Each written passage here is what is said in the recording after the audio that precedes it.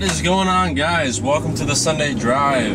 And I want to apologize for not posting one last week. I know I've been doing that a little bit more. I think this is the second Sunday Drive that I've missed. Last week I was out on vacation. I went to my cousin's wedding and I left like on a Tuesday, and I should have filmed 2 Sunday Drives a week before, but I forgot to. So when it was like Saturday, like the day before I usually post it, I was in the middle of Montana with no Wi-Fi and a camera and no car to drive, and I kind of realized that I fucked up, and I was like, oh, well, they're gonna get mad at me. But thank you to you guys who did reach out to me and ask if I was okay. I'm fine. I was out elsewhere doing other things, and I dropped the ball, basically. So my apologies. That won't happen again. Today is story time.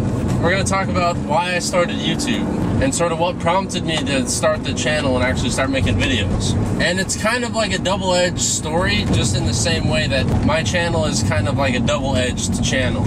On one hand, you have like all the fun build videos and all the vlogs and hanging out with my friends and working on cars and all that stuff, which is fun. I love making those videos. And on the other hand, you have the like DIY part of the channel. I've kind of noticed I have like a split subscriber base. I have a lot of people who are here just for the vlogs, and then I have a bunch of other people who are here just for the DIYs. Sort of who, you know, watches what, and I'll get people who only comment on my DIYs, and I'll get people who comment just on the vlogs and don't really watch the DIYs.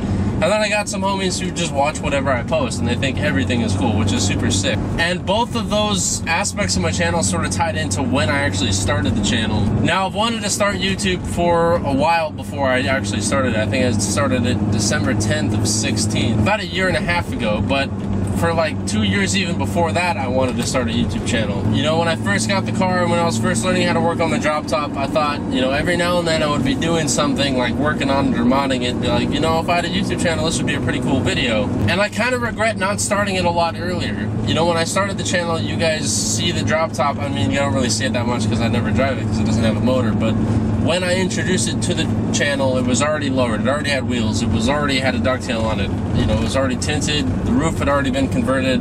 It already had the manual swap. It already had like a cylinder head rebuild. The cooling system was all rebuilt. So the car was already modified by the time I actually started the channel. And I think it would have been cool to start the channel much earlier. And so you can see the progression of the car. I should have started it when I was like 17, but I thought about doing that, but I didn't for a couple of reasons. The first reason is I've noticed with YouTube, you kind of start your channel and you build a reputation off of how your channel kind of starts. And that reputation can kind of follow you along no matter what happens, you know what I mean? Now, starting my channel when I was young, you guys would have seen me learn all the stuff that I know now and all the progression of that. You would have seen all the mistakes that I make. And I think that reputation would have carried throughout, you know what I mean? Like, as far as reputation goes, I think starting the channel where I did was the perfect time to start. Like, when I first started the channel, the first couple of videos were like cylinder head rebuilds and all this stuff, like super in-depth DIY detailed, like crazy stuff you hardly ever see on YouTube, like rebuilding motors and stuff like that. You don't really see that, you know? And so I think because I started the channel at that time, it sort of led me off on a good reputation. It started my channel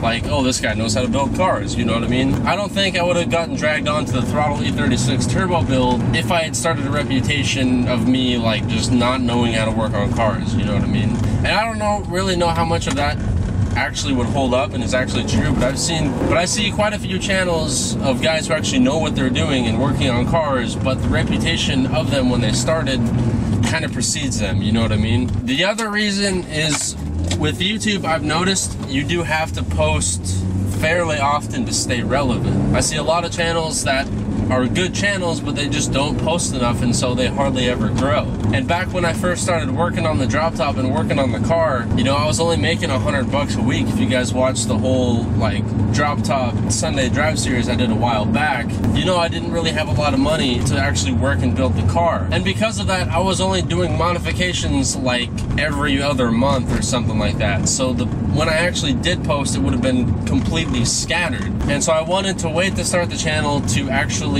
be regularly doing stuff to my cars, you know, because I would do a mod and then I would have to wait like a month and then do another mod, you know. But now that I have more than $100 coming in every week, it allows me to work on the cars and modify the cars and do what I want to do like almost on a weekly basis, which means you guys get weekly posts. And I do kind of regret not starting the channel early, but what are you gonna do? I can't really go back in time, you know? Now the other aspect is kind of the DIY aspect of the channel. As I started to work on these cars and I got better, first of all, I will say this, part of the reason I started doing DIYs is because I wished when I was learning how to work on these cars, I wish there was a channel like mine that I could have used to work on the cars. When I was doing like something as stupid as a valve cover gasket for the first time, there was like write-ups on Pelican parts and on some threads, but there was never actually like a really solid video that I found of how to do it, you know what I mean? So it was kind of like bouncing between forums and websites and books to figure out how to do the job. There was no kind of like an end-all video on how to get it done. And so when I got good at working on the cars, I thought I kind of owed it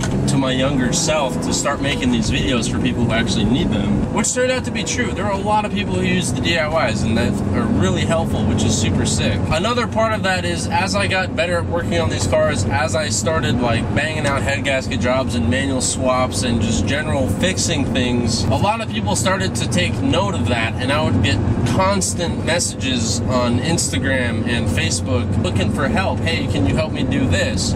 Hey, how do I rebuild the cooling system? Can you give me any tips? And I'm part of this group called SoCal E36. When I did the manual swap the first time, people found out and people had a lot of questions. And so I would like randomly get tagged in posts from people I don't even know asking, like, someone would say something like, oh, how do I do a manual swap? Can you give me any directions? And I would get tagged in that by just people I don't even know, and they'd be like, yeah, this kid knows what's up. You know, at first it was really cool because I was kind of getting acknowledged for the stuff that I knew, but after a while it did kind of get annoying because I would be explaining the same thing to like a bunch of different people, and it kind of got tasking.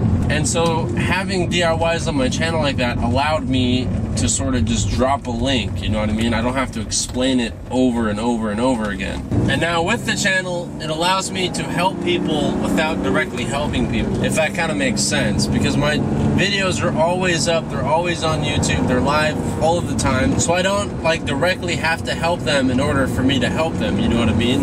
It allows me to just tag the video or post a video or have other people like throw in the link. And so it allows me to contribute to the community without actually being like 24/7 tech support, which is super nice. And of course, there are people who still comment on the videos because they haven't answered their question to the fullest, and that's what the comment section is before. But there are a lot of videos which there are a lot of views and like very few comments because I figured that I nailed the video or nailed the content and got my message across so that they don't really have a lot of questions, you know what I mean? Which I think is super nice. So for the DIY aspect, I kind of started it because I was lazy, if that makes sense. And so when I kind of got frustrated with helping people, because I was helping people quite often and explaining the same thing over and over, and I started working on cars regularly and modifying my cars regularly, that's kind of when I started the channel. And I think it's turned out pretty good so far. I will say I probably started the channel at like the worst period in my life, but that, my friends, is a story for another time. Thank you guys so much for watching. Keep it fresh, and I will see you guys later.